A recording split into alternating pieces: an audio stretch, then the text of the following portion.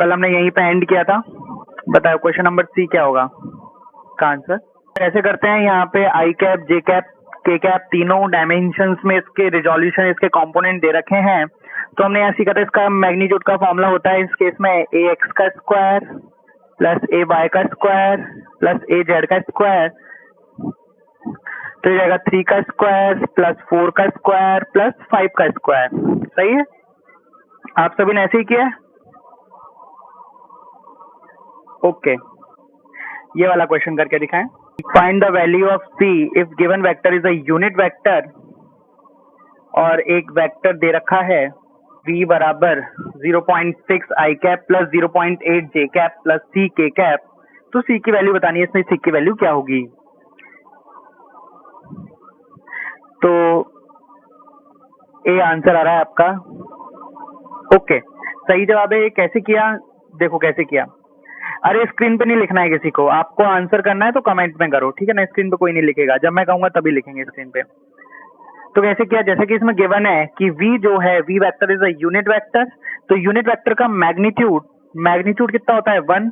तो यहाँ पे हम इस वेक्टर का मैग्नीट्यूड निकाल के, जो कि कैसे निकालेंगे 0.6 का स्क्वायर प्लस 0.8 का स्क्वायर प्लस c का स्क्वायर बराबर 1 कर देंगे। तो यहाँ से हम देखेंगे, अच्छा इसको सॉल्व कैसे करें। अब दोनों साइड स्क्वायर कर दो, दोनों साइड स्क्वायर कर दिया तो यहाँ कितना बना 0.36 प्लस 0.64 प्लस सी स्क्वायर बराबर 1। तो यहाँ से सी स्क्वायर कितना आ गया 0 आ गया। सही जवाब है यहाँ पे सी बराबर 0। तो जैसा कि हमने कल भी डिस्कस किया था, एक बार फिर से डिस्कस कर लेते हैं। How to resolve vectors, vector को कैसे रिजॉल्व किया जाता है। दोबारा इसलिए बता रहे हैं, ये बहुत इंपॉर्टेंट है इस वेक्टर टॉपिक में, रिजोल्यूशन। तो कैसे रिजॉल्व करना है बताओ। ये वाला कितना हो जाएगा, ये वाला आप बताओ। ये वाला जैसे एफ वेक्टर, इसको रिजॉल्व किया मैंने, एक तो ऐसे और एक कैसे होगा इसके परपेंडिकुलर। तो ध्यान रहे, जिस वेक्टर को हम रिजॉल्व कर रहे हैं, जिस वेक्टर को हम रिजॉल्व कर रहे हैं, जिस वेक्टर को हम रिजॉल्व कर रहे हैं वो हमेशा बीच में आता है। एक कंपोनेंट इसका एक तरफ होगा, जैसा कि इसमें दिख रहा है, एक कंपोनेंट इधर है और दूसरा कंपोनेंट इधर है। आप गलती से भी ऐसा मत कर देना कि एक कंपोनेंट तो इधर, कि सर एक कंपोनेंट तो इधर हो गया और एक कंपोनेंट नीचे। ऐसा नहीं हो सकता। जिस वेक्टर के हम कंपोनेंट कर रहे हैं वो हमेशा दोनों कंपोनेंट्स के बीच में ही कहीं पे आएगा, ठीक है। चलो तो इसके कंपोनेंट करते हैं हम। ये वाला हो जाएगा एफ कॉस थीटा और ऊपर वाला हो जाएगा एफ साइन थीटा, ठीक है। याद कैसे रखना है, थीटा के साथ वाला कॉस थीटा, दूसरा वाला साइन थीटा। इसको बोलते हैं कंपोनेंट करना, ये रिजॉल्व करना। तो यहाँ पे वही करके दिखाया, एक बार फिर से देख लेते हैं कैसे। देखो ये एफ वेक्टर है, ठीक है, ये एफ वेक्टर है, इसके दो कंपोनेंट किए गए हैं। ये है एफ कॉस थीटा, ये है एफ साइन थीटा। बस यहाँ पे वही दिखाया है, इसको आई कैप जे कैप के टर्म में लिख दिया। कैसे लिखेंगे, ये तो है हॉरिजॉन्टल वाला, एक्स एक्सिस को डिनोट कर रहा है तो इसको लिख दिया एफ कॉस थीटा आई कैप, और दूसरा वाला वर्टिकल में है, दूसरा वाला कहाँ है वर्टिकल में है, वाई एक्सिस में है, तो इसको लिख दिया एफ साइन थीटा जे कैप। ये तो आपको याद होगा ना, कल बताया था कि एक्स एक्सिस आई कैप, वाई एक्सिस जे कैप और जेड एक्सिस के कैप यूनिट वेक्टर से हम शो करते हैं। ये सभी क्या है, ये आई कैप जे कैप क्या है, यूनिट वेक्टर है, यानी बेसिकली क्या है, सब डायरेक्शंस हैं, ठीक है। चलो इसका मैग्नीट्यूड कैसे निकालेंगे। अगर आपको कोई वेक्टर दे रखा है कंपोनेंट करके, F cos theta, F sine theta, ऐसे कंपोनेंट करके दे रखा है और आपको उसका रिजल्टेंट निकालना है, तो रिजल्टेंट कैसे निकालेंगे हम, under root of F cos theta का स्क्वायर, यहाँ देखो लिख रखा है मैंने, under root F cos theta का square plus F sine theta का स्क्वायर। ऐसे हम इनका मैग्नीट्यूड निकाल सकते। ये वाला बताइए इसका answer. A force of 100 Newton is acting on a body as shown. Find the vertical component of force. बताओ। अच्छा यहाँ पे मैंने आपके लिए दे रखा है कि 1037 की वैल्यू कितनी होती है 3/4, ये मैंने दे रखा है आपको।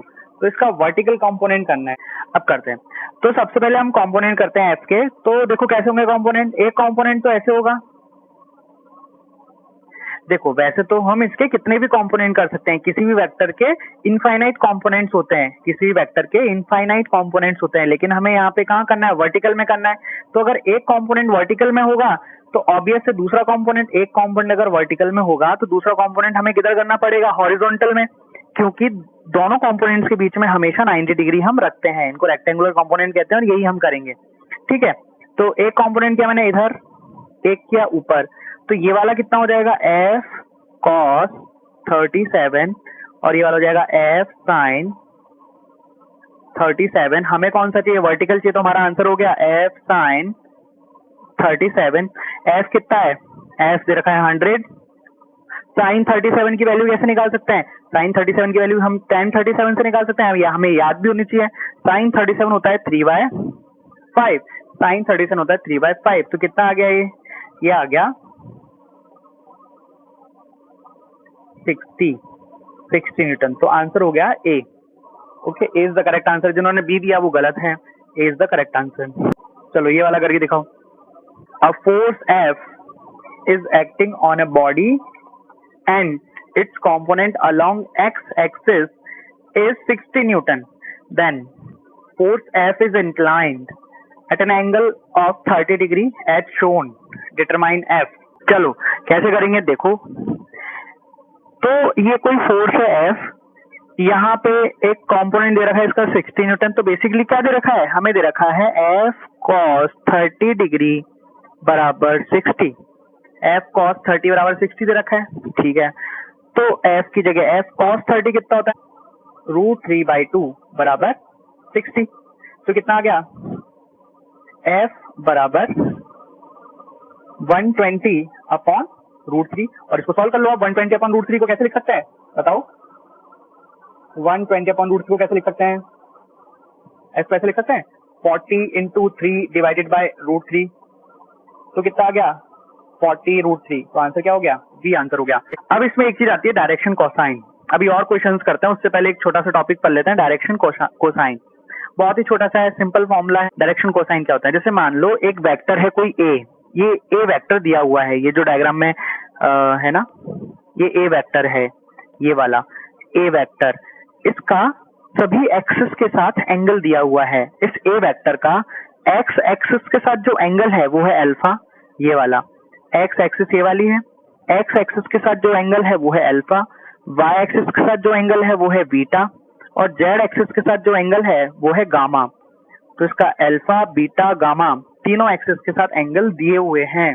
अब क्या करते हैं, इसके कंपोनेंट करते हैं अलग अलग डायरेक्शन में। तो एक्स डायरेक्शन में कंपोनेंट क्या होगा, हम जानते हैं थीटा के साथ वाला cos थीटा होता है। तो यहाँ पे थीटा क्या है, अल्फा, तो हो जाएगा ए कॉस अल्फा बराबर ए एक्स। ए एक्स का मतलब क्या है, एक्स एक्सिस पे कंपोनेंट, और ए कॉस अल्फा वो हो जाएगा इसका कंपोनेंट। ठीक है, वैसे ही ए कॉस बीटा ये क्या हो जाएगा, वाई एक्सिस पे कंपोनेंट, और ए कॉस गामा ये क्या हो जाएगा, जेड एक्सिस पे कंपोनेंट।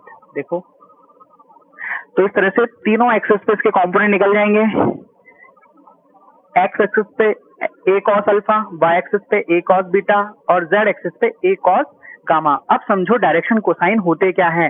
तो जो ये cos alpha, cos beta, cos gamma दिए हुए हैं, यही है डायरेक्शन कोसाइन। जो cos alpha, cos beta, cos gamma दिए हुए हैं, यही कहलाते हैं डायरेक्शन कोसाइंस। इनका नाम होता है डायरेक्शन कोसाइंस। तो कॉस अल्फा कितना हो गया, यहां से बताओ, कॉस अल्फा बराबर कितना हो गया, ए एक्स अपॉन ए। कॉस बीटा कितना हो गया, ए वाई अपॉन ए। और कॉस गामा कितना हो गया, ए जेड अपॉन ए। ये कॉस बीटा यहाँ से और कॉस गामा यहाँ से। इस तरह बस याद रखना है इसे। अगर कहीं आ जाए आपसे कि एक्स डायरेक्शन वाला कोसाइन, डायरेक्शन कोसाइन बताओ, तो आपको कॉस अल्फा फाइंड कर लेना है, वाई डायरेक्शन का बताना है तो कॉस बीटा फाइंड कर लेना है। इस तरीके से हम इसको सॉल्व करते हैं। ठीक है, कुछ बातें बस इसमें ध्यान रख लो, ये कि ये तो अभी बता ही दिया था, ए एक्स बराबर ए कॉस अल्फा। तो अल्फा बराबर कितना हो गया, कॉस इनवर्स ए एक्स अपॉन ए। बीटा कितना हो गया, कॉस इनवर्स ए वाई अपॉन ए।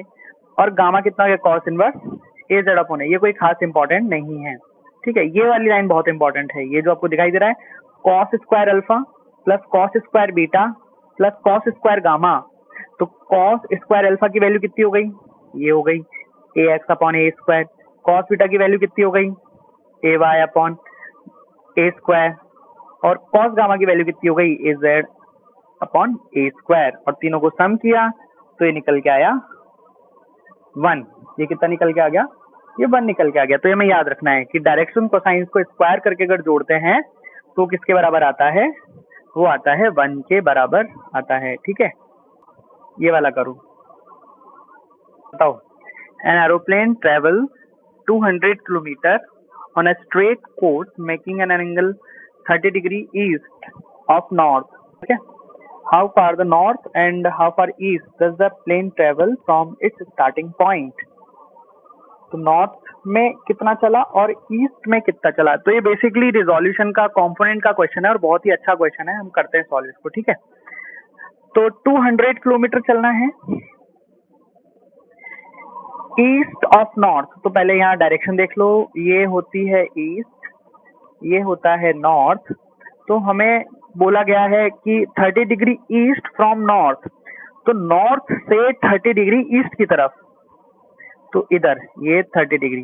तो बेसिकली जो एंगल है हमें इस बार वर्टिकल से दिया है 30 डिग्री। अब और ये कितना है 200 किलोमीटर। अब आपको बताना है कि ये ईस्ट में कितना चला और नॉर्थ में कितना चला। तो बेसिकली हमें क्या करना है, इसके कंपोनेंट्स करने हैं। तो ये वाला कंपोनेंट तो कितना हो जाएगा 200 साइन 30। ध्यान रहे ये वाला साइन होगा, क्यों होगा, क्योंकि जहां थीटा होता है वहां कॉस होता है। तो बेसिकली ये हो जाएगा 200 कॉस 30। तो आपका जो नॉर्थ है उसमें तो कितना चला ये 200 √3/2, यानी कि 100 √3।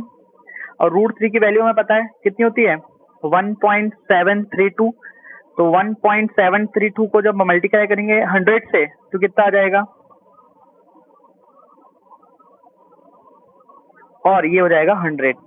यानी कि ईस्ट में कितना आया 100 और नॉर्थ में कितना आया 173.2। तो काफी लोगों ने बी आंसर दिया एकदम सही।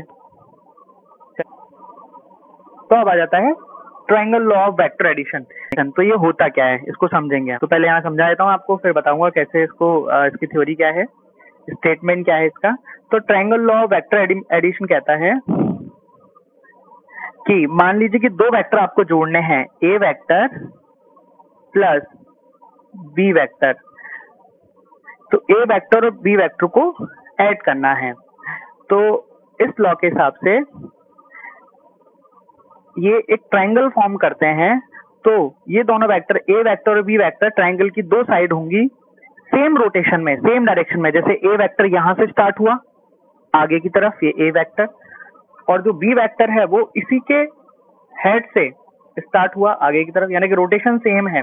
ए वेक्टर भी इधर जा रहा है, बी वेक्टर भी इधर जा रहा है, रोटेशन सेम है। तो जो रिजल्टेंट वेक्टर होगा, जो इनका समेशन वेक्टर होगा, वो इस ट्रायंगल की थर्ड साइड होगी, लेकिन अपोजिट डायरेक्शन में। जैसे ए बी इधर जा रहे थे, तो जो रिजल्टेंट है वो अपोजिट डायरेक्शन में होगा और इस ट्रायंगल की थर्ड साइड, तीसरी साइड फॉर्म करेगा इस तरीके से। तो triangle law of vector addition. तो स्टेटमेंट क्या है, when two vectors of the same type are represented in magnitude and direction by two side of triangle taken in a certain order. Certain order का मतलब कोई भी direction ले लो, clockwise या एंटी क्लॉकवाइज, पर दोनों का सेम होना चाहिए। Then the resultant vector is represented in magnitude and direction by the third side of the triangle. तो जो थर्ड साइड होगी, इसकी जितनी लेंथ होगी वो रिजल्टेंट का मैग्नीट्यूड हो जाएगा, और जो इसकी डायरेक्शन होगी वो रिजल्टेंट की डायरेक्शन हो जाएगी, और इसकी जो डायरेक्शन होगी वो अपोजिट सेंस में होगी उन दोनों साइड्स के। ठीक है, इसमें हम दो चीज सीखेंगे कि how to find angle between two vector, दो वेक्टर्स के बीच में एंगल कैसे डिफाइन किया गया है, और how to identify the resultant vector. अब लॉ तो हमने सीख लिया, लेकिन हमें तो मैथमेटिकल कैलकुलेशन करनी होती है, तो हमें मैथमेटिकल फॉर्मूले डिराइव करने होते हैं। तो कैसे हम रिजल्टेंट वेक्टर देखेंगे। तो सबसे पहले देखते हैं एंगल बिटवीन टू वेक्टर्स। तो देखो मान लो ये ए वेक्टर है, ये बी वेक्टर है, तो सबसे पहले join two vectors tail to tail और हेड टू हेड। तो जिन दो वेक्टर्स के बीच में हमें एंगल निकालना है उन दोनों वेक्टर्स को या तो टेल टू टेल कनेक्ट करते हैं या हेड टू हेड कनेक्ट करते हैं, जैसे कि मैंने यहाँ डायग्राम में दिखाया है। यहाँ दोनों को टेल टू टेल कनेक्ट किया है और यहाँ हेड टू हेड कनेक्ट किया है, ऐसा करना जरूरी है। Then angle between two vectors is obtained by joining two vectors tail to tail और हेड टू हेड।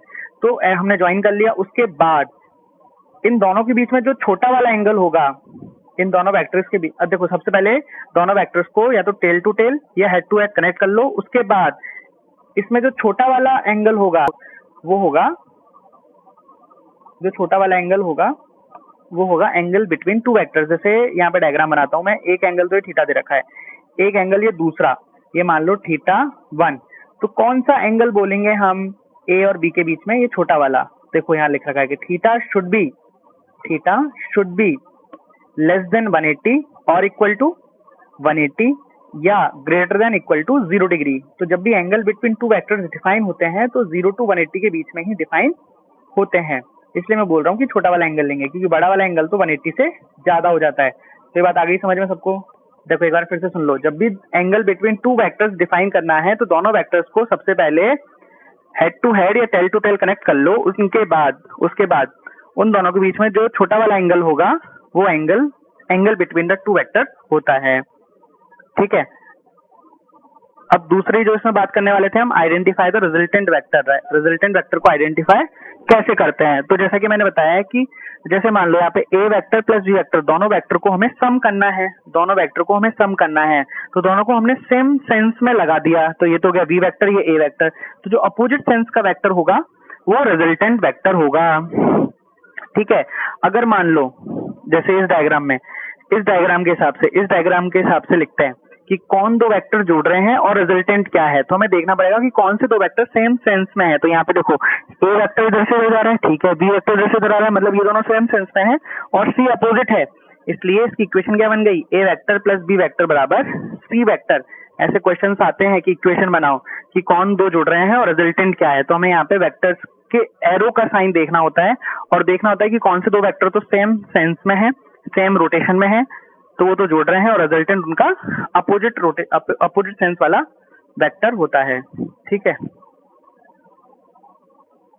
बताओ ये वाला क्वेश्चन बोल दो।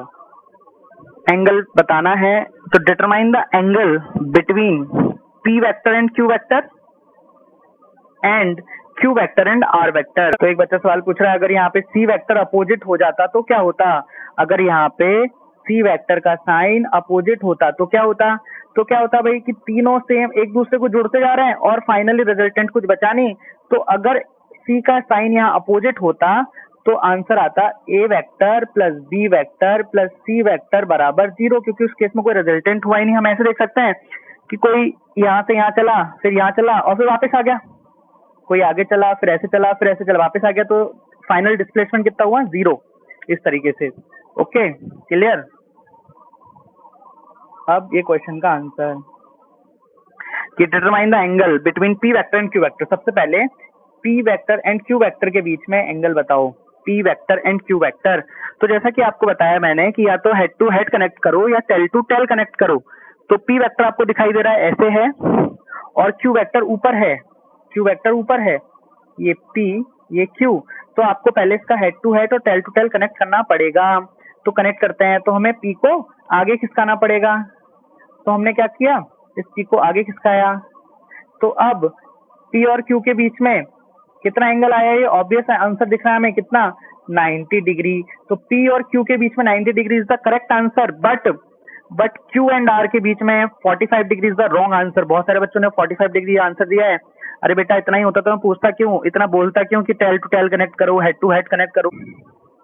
हाँ शाबाश, अब सही आंसर है। तो देखो अब क्यू एंड आर के बीच में हमको देखना है, क्यू एंड आर। तो क्यू बनाओ पहले, क्यू कहाँ पे है? क्यू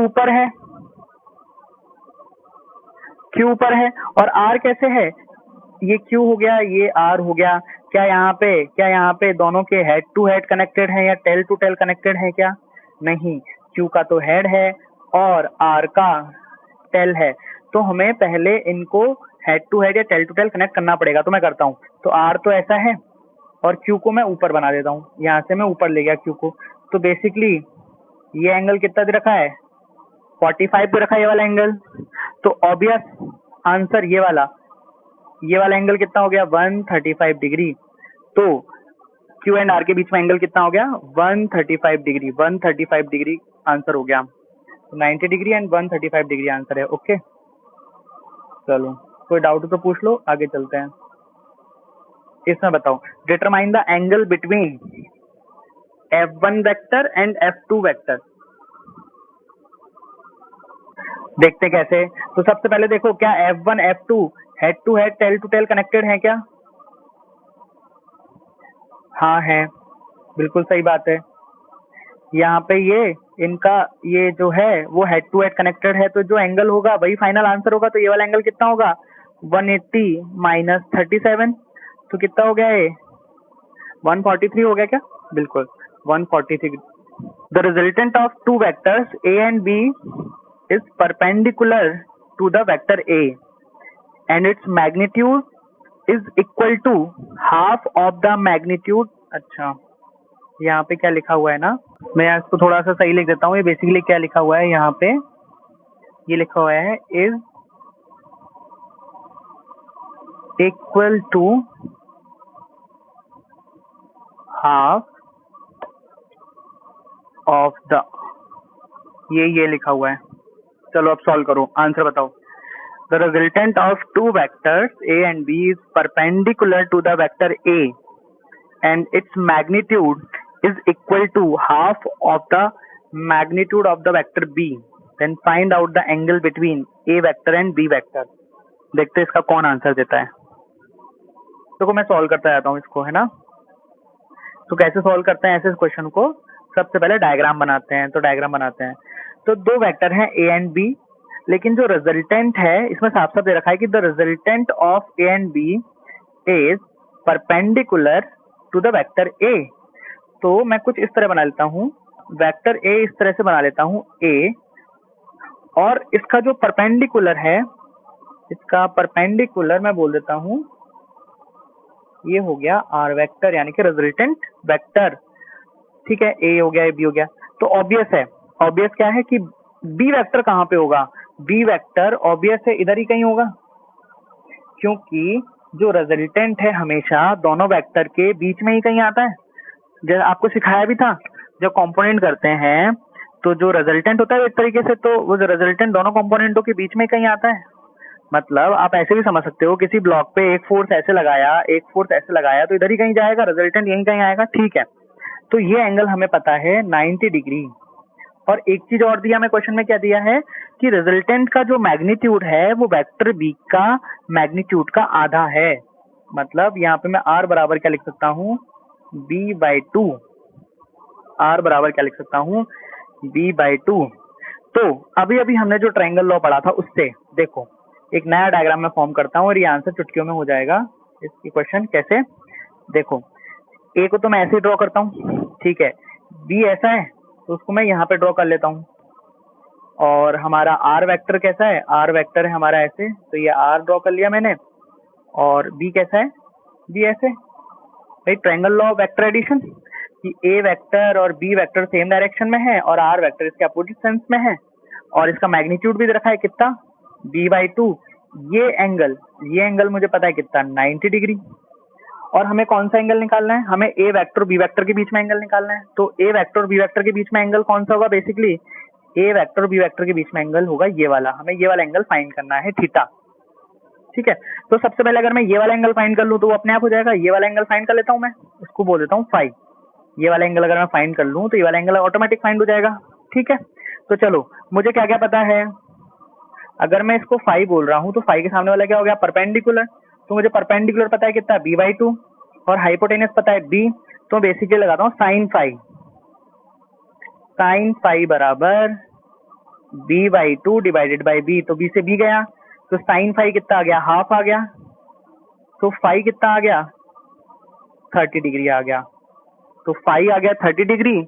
तो थीटा कितना हो गया, थीटा हो गया 180 माइनस 30, तो कितना हो गया, 150 डिग्री। ठीक है, तो आंसर आया 150 डिग्री। चलो एक ये भी पढ़ लेते हैं छोटा सा। What is the parallelogram of vector addition. तो आज की क्लास यहीं तक रखते हैं।